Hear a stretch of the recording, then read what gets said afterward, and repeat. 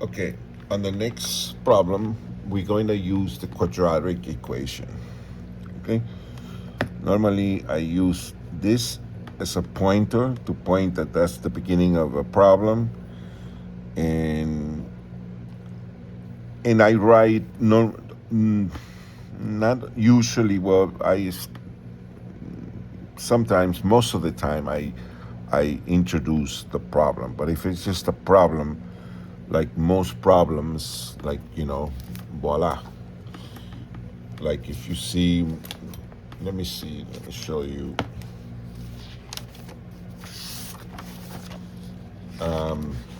Okay, so most problems are like these are quadratic equations, but in order to not to occupy so much paper, I write them on a this way on a line like this, and then you can see that I only put the little error, but I don't write anything because this is basically a straightforward problems. So I like I said, I don't want the problems to take too much space because I want to try to save paper because I got so much stuff, and there's a bunch of stuff that I have, lots of stuff. But you can see that in this, it says physics, math, or electronic. Physics, math, or electronic, periodic functions, even odd functions. You know, we'll talk about it someday, but for now we're gonna concentrate on what we're doing. Quadratic equation. So we'll write it quadratic formula. Call it quadratic equation. It's not the right way of calling it because it's not an. Well, you could think of it like an equation, but it's not an equation. It's not like a. Well, like I said, I mean, we can debate that. So we're gonna use this problem, which says y is equal to 3x squared minus 2x plus minus 4. So we identified what what a is, what ax. So a will be equal to 3, and b is equal to, this is a, this is b, it's minus 2, and the coefficient for c is, so the term with the x's is to the 0 power, is c is equal to minus 4. The quadratic equation is written as minus b plus or minus the square root of b squared minus 4ac divided by 2a. So while we substitute, we put minus b, which is 2, minus 2, plus or minus square root of b squared minus 4 ac, sorry, b squared minus 4 ac. A is 3 and c is minus 4, all divided by 2a. So we go to the next line, here, over here, all the way over here, and then we say this is 2 plus minus square root of 4 minus 4 times 4 is 16.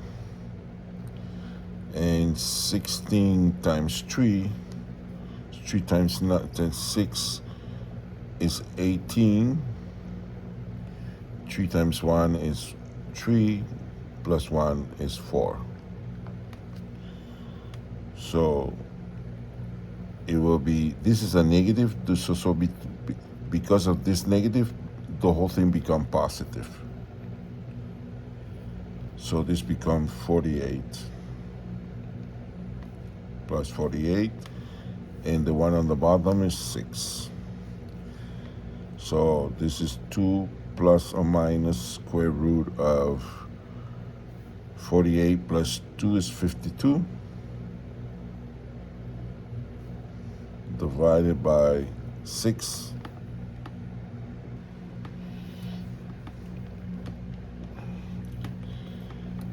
This we can make it a bit smaller, the root.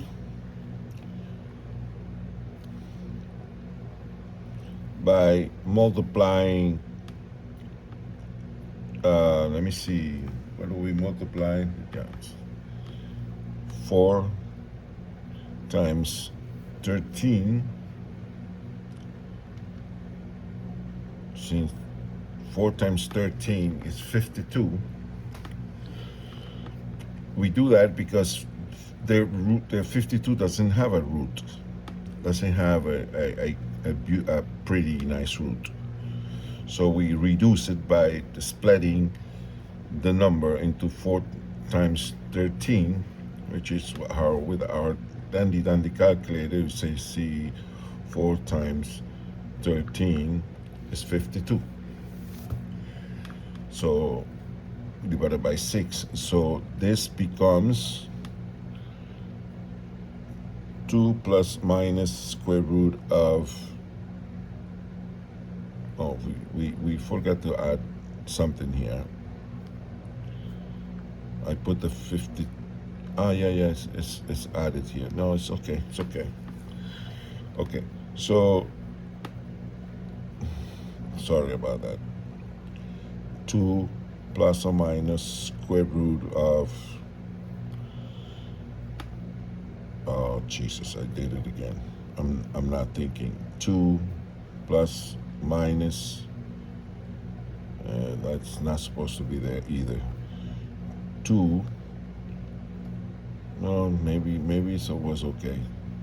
Yes, plus or minus 2. We take the 4 out of the roots, and we have 2, and we leave the 13 inside the roots, and we put 6 here.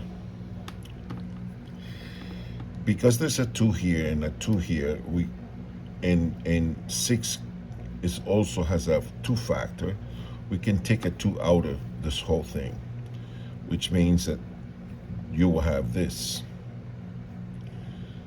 1 plus square root of 13 divided by 3.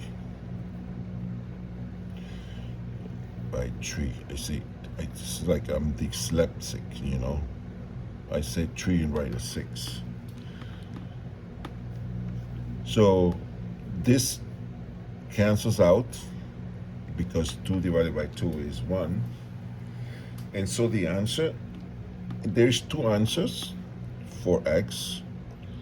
x1 is equal to 1 plus the square root of 13, and x2 is equal to 1 minus the square root of 13 divided by 3, and this one divided by 3. So we can calculate that. 1 minus square root 13, and we put a parenthesis there. Well, not inside, we have to go outside the thing, and we put the parenthesis there. And I think it'll automatically put another parenthesis there. We'll see.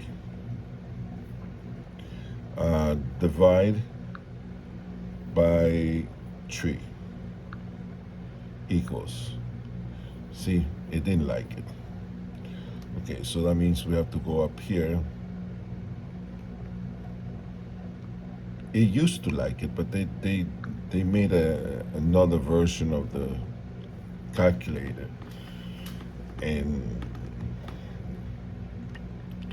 well, it depends. I think it depends of how you the way of the problem. I think it depends on the problem, because sometimes the the other bracket is understood. You know, sometimes you don't really need it, but like I said, it depends on the problem. So this the answer for the one on top, well, actually it's the one on the bottom, is this number here. You know, we can use this, but this is for presentation, you know, but we need to graph this thing. So it will be, we can approximate, you know, by looking at the last number here, between after the 6.868, because the 8 is bigger than 5, we can make the 6 a 7. So this will be 0.867. Okay, so the next one will be 1 plus, oops, let's put the parentheses. 1 plus square root of 13, and we close parentheses. Oops, we have to make sure that we out of the root with the error, and then we divide by 3, and that number is 1.54. And those are the numbers. So when we make the drawing, the graphics, we didn't look for the vertex. So the vertex is minus b divided by 2a is equal to, where are we? Minus 2 divided by 2, 3, which means that this is 2 divided by 6, which is equal to 1/3. And 1/3 is about 1 divided by 3 is 0.333333. So the vertex is equal to 0.33, and then in order to find the last number here, we will put 1/3 on the function, and so we can, I don't know where to put it, we'll write it here. We'll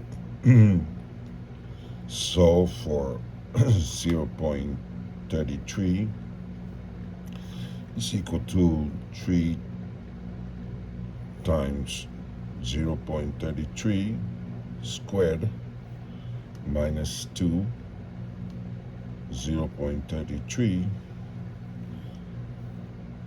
minus 4. I can create functions, you know, and then just punch the number, and it's nice. I don't remember how to do it though. This is an everything calculator. You know, it's like I never seen nothing more powerful than this. Okay. It's when you're doing, you know, like when you're doing the graphing, it's nice to put the formula in the calculator, and all you have to do is just give x values, and x values, and then the calculator calculates the function automatically. I need to dig to see how that was done. But right now it's not important. So we clean this up. So we go 3 times 0.33 minus 2 times 0.33 minus 4 equals minus 4.65. Minus 4.65. So then we go to the graph. We do the same thing as we always do. Try to write all these points. We'll find the first, we're gonna put the x value for the vertex. And so it is 0.33, which is less than half. So we can think of it like somewhere in a point less than 0.5. And we'll use our dandy credit card ruler. I have a ruler. Where is it? It's here. But normally, it's like it's too big. I need a small thing. Okay. Minus 4 will be somewhere 1, 2, 3, 4. Okay. We'll assume that it's here. The roots, when we'll calculate the roots using the calculator. Okay, it's because we are not solving for roots here. Okay, so what we do is that we punch the coefficients only, the coefficients for x square factor term. Then we put the coefficient of the x to the first power, and then we put the coefficient for c, which is negative. Okay, so now it's gonna tell me where the well, the first root is that. Oh yeah, I actually calculated that. I forgot I had calculated the roots. I don't know what I'm thinking. So this is 1.5, x1 is 1.54, which is 1.54, so we will call it, this is 1 point, and the other root is, it's here. You can see this correct. Oh, so the other one was wrong then. Let me see. The minimum value is 1/3, which is this point, and the other point is 13 divided by 3, which should be about 4 minus 4.65. I think I can change that. There you go. See, it's they got 4.3, I got 4.65. I don't know why the difference, but we don't need that. Okay. I like my answers like this. Okay, so yeah, so we have one root happens at what is it? It should be negative. Oh yeah, it is negative. So why did I get? Oh, I forgot to put the negative point here. This is negative. yeah, this obviously cannot be negative, so it has to be this one. So that is 0.87. So this is 1, and this is 0.5. So half of that will be like 75. So it'll be something somewhere in here. And so those are the 2 points. The distance from here, from this point to here, is the same distance from here to there. Like the problem on top that was made on another, it was done on another video. So the parabola goes like this, like that, and that's it. That's the problem, finished problem, using the quadratic equation. Okay, thank you very much. Until the next video.